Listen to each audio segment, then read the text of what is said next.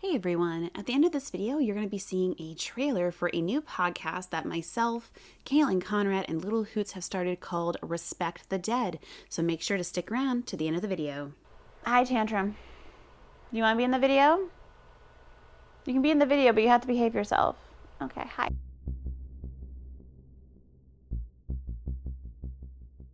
Hello everybody. Welcome to my video. I'm mainly Mandy and this is Tantrum, and Tantrum apparently wants to be in the video. Can you say hello? Can you say hello, you little fluffy himbo? He's so cute. So this is yet another one of my unscripted videos. I'm tentatively calling these things like mainly mutterings or Mandy mumbles, you know, something along those lines.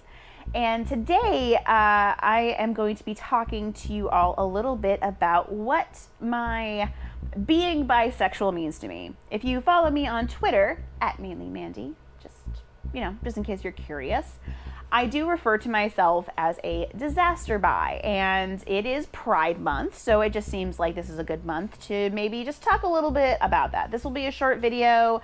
Nothing too fancy. I'm not even wearing makeup right now. This is the same outfit from my last video, so enjoy. I'm sure editing Manda is not enjoying looking at my sweaty wet face right now. Sweaty wet face. Sweaty wet face. Why did I say it like that?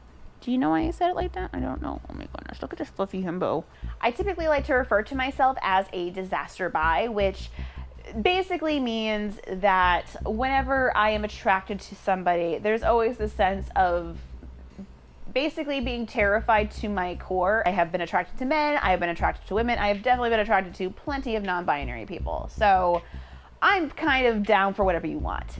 In terms of what being a disaster bi really means, it just means that I am hopeless and flirting with people is hard, especially if they are not a visibly like straight cis guy. Anybody who isn't that, I tend to be a lot more flustered with. I tend to get a lot more like in my own head about, particularly if they are more of a woman or femme presenting. I like to refer to this one meme I saw once that said that like my attraction to men is ooh, and my attraction to women is ah, and I don't know why, but that makes sense. And for me, it's more like my attraction to men is ooh, and my attraction to women is ah!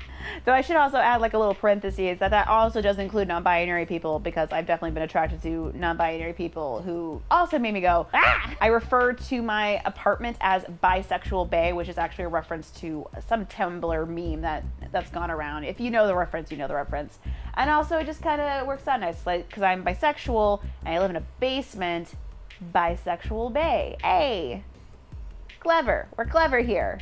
Look, my name's like a pun based on the fucking state I live in. I mean, what kind of caliber of humor are you really expecting? So yeah, that's essentially the gist. If you want a little bit more information, most of my dating relationships have been that of with the men folk, the cis men folk. Not all, but mostly.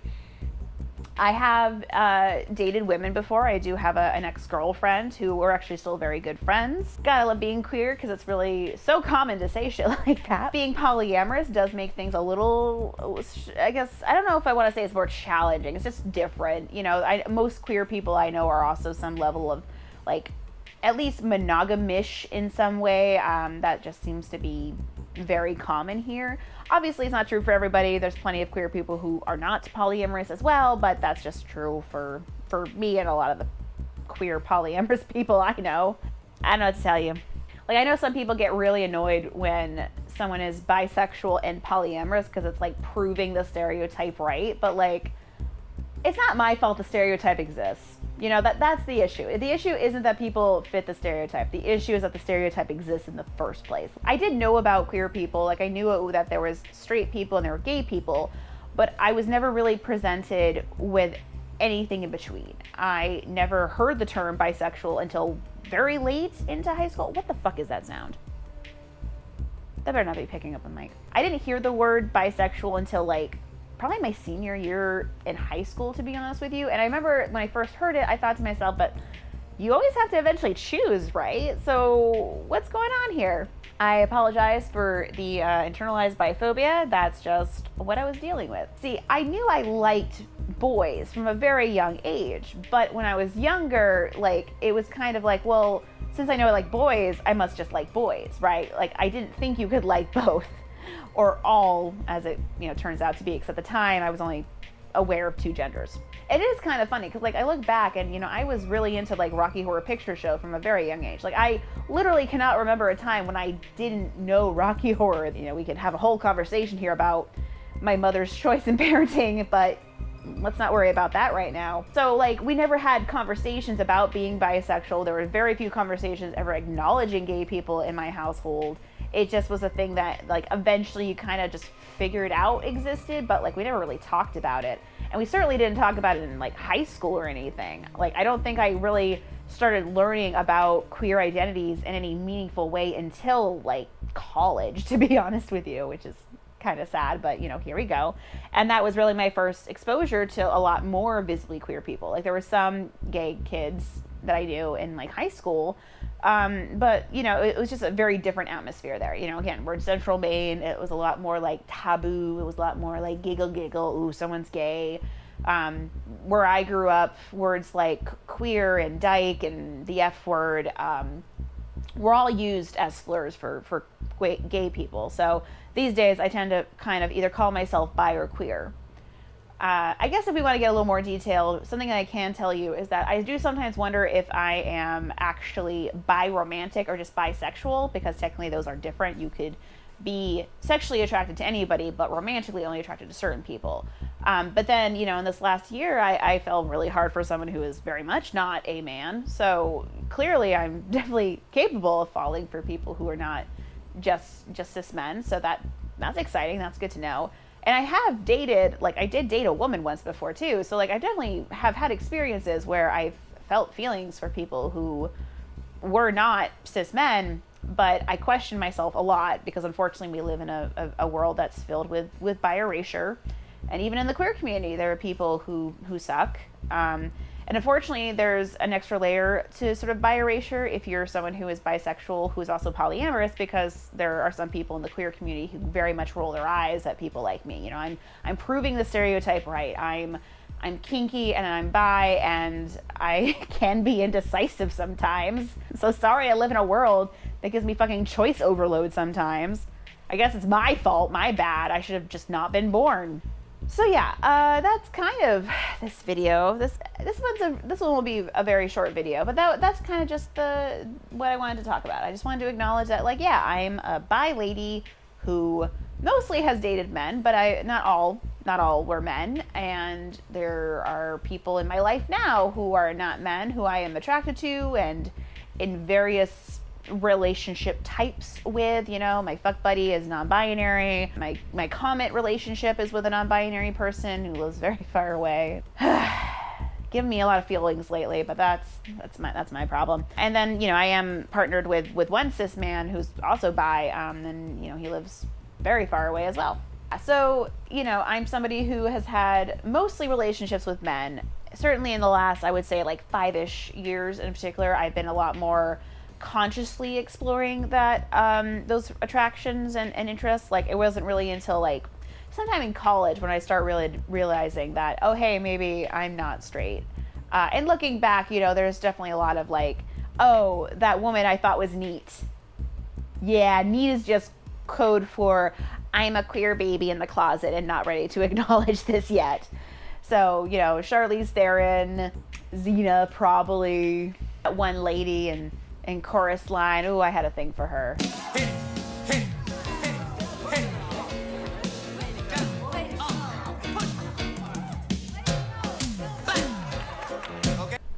Yeah, it's kind of embarrassing that I didn't realize that.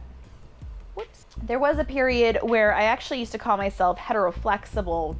And the reason I used heteroflexible was because I knew I wasn't completely straight, but I also just wasn't sure if I was ready to act on it, essentially. And then it wasn't until I moved actually into this apartment about almost 5 years ago now that I started calling myself bi. For me, the difference between being bi and being heteroflexible was essentially the difference between being active in that attraction and interest and being passive. So when I was heteroflexible, it was kind of like, well, you know, if it happens, it happens, but like I'm not gonna do anything. I'm not gonna like set my dating profile to that. I'm just gonna like live my life. And if I happen to fall in love with a beautiful woman and not a binary person, cool, great. But that's as far as I was gonna take it. It wasn't until I moved into this apartment and decided to actively start calling myself bisexual that I realized that, you know, that was kind of my way of saying, oh, I'm ready to like actively explore this and see what that means for me. And I'm still kind of figuring that out, you know, like attraction and dating and all that's very complicated. And honestly, my life is just so, it's so wild and beautiful, but also very busy, and it doesn't leave a lot of time for more traditional dating. You know, a lot of my friends are married now, and I have these moments where I'm just like, maybe I should be like dating more and meeting people more, but like, I don't know. I kind of am in this place right now where I'm mostly just living my life and letting the connections that make sense, you know, work out the way they can. And it's hard because we're still in a very much a pandemic world, despite what some people want to say. So, you know, just doing my best and meeting people when I can is kind of just where I'm at. It's an interesting life. It works out, I guess. Here we are. I don't know. Was any of this interesting? I have no idea. Oh, and I guess if anyone's curious, I'm definitely a classical bisexual in that I like my women to be handsome, my men to be pretty, and I like non-binary people to do whatever the fuck they want because you're all fucking gorgeous to me. Hope you feel a little validated there. All right, everybody, that was this video. I hope you enjoyed it. These little unscripted videos, I'm never sure how good they're gonna come out, but hopefully it's gonna be watchable. At the very least, do you think it'll be a watchable, Tantrum? Tantrum. Great feedback. Thank you. 10 out of 10. I hope you enjoyed this video, and if you did, you know, subscribe down below, hit the bell, make sure you're notified when all the good videos come out, whether they're unscripted things like this or my full actual video essays. You can also maybe like, comment down below, let me know, sound off if you're a queer person. And if you're a token straight, that's fine. We still love you. Feel free to like and maybe comment down below if you're a queer person. Go ahead and give a shout out. Maybe talk about what your queerness means to you. If you even use that word. I know not everybody in the community likes using that word. I do. I've reclaimed it for myself, and if you don't like it, tough. Like I said earlier, literally every word that you could call somebody who is queer, gay, whatever, was used as a slur growing up. So there's no word for me that was not a slur, and I just that's just kind of where I'm at with it. And if you don't like that word, that's fine, but you can't tell me not to use it. Let me know if you want me to make more videos like this where I just kind of talk to you about stuff in my life while I'm petting a cat who's being real cute over here. Look at you. You're the star of the show. Nobody's here for me. They're all here for you, Tantrum. Look how cute you're being.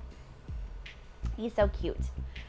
This month, all of my videos that I'm coming out with, I've decided to use the Activism Shoutout Corner to shout out Maine Transnet, which is a local organization which helps trans individuals. You should always be helping out trans individuals, obviously, but especially this month because we are in Pride Month, and you know, trans people, we love them, we need them. They are amazing people in our lives, and I would like them to stick around for as long as possible. So if you would like to maybe donate or volunteer your own time, there will be links down below in my description box to show you where you can do that. Thank you all so much for watching this video. I will see you in the next one.